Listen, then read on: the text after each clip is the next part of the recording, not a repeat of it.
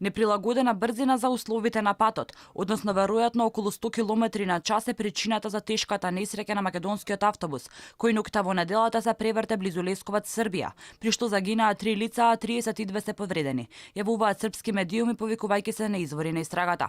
Според информациите во јавноста, возачот на автобусот е приведен во полициска станица под сомневање дека е одговорен за несреќата. Денеска беше идентификувана и третата жртва во автобуската несреќа.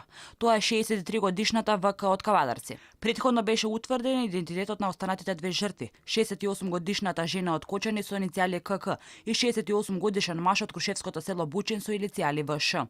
Вчера министерот за здравство Венко Филипче ги посети повредените од превртениот автобус. Пациентите во болницата во Лесковац се стабилни и веќе се спремни после кратката обсервација да бидат транспортирани назад во Скопје, зашто сме во комуникација со директорот на болницата. Во очекување на податоци од истрагата, собственикот на компанијата вели дека возилото било технички исправно и дека според возачот до несреќата дошло кога тој се обидел да избегне друго возило. Истрагата официјално ја водат српските власти, а нивните наоди ги очекуваат и македонските. Од МВР велат дека за подетелни информации за случајот надлежно е Министерството за надворешни работи. Алфа се обиде да добие информација од надлежните македонски институции за каква била состојбата на автобусот пред да тргне кон Виена и дали и кога бил на технички преглед и каков бил извештајот од прегледот. Надлежните институции си ја префрлаат топката.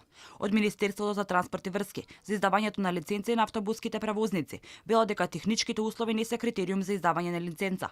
Тие како министерство ги издаваат лиценците според бројот на автобуси на компанијата, искуството на вработените, угледот на фирмата, додека пак технички дел на автобусите и техничките станици се под ингеренција на МВР, а контрола за нив врши Државниот инспекторат за транспорт. Се уште го очекуваме ставот на МВР во врска со техничките прегледи и техничките станици кои се под нивна капа. Од Државниот инспекторат за транспорт, па кој ни го посочија дека врши надзор, вела дека тие не се надлежни да не дадат одговор за дали и кога бил извршен технички преглед на автобусот на струшкиот превозник Евробус.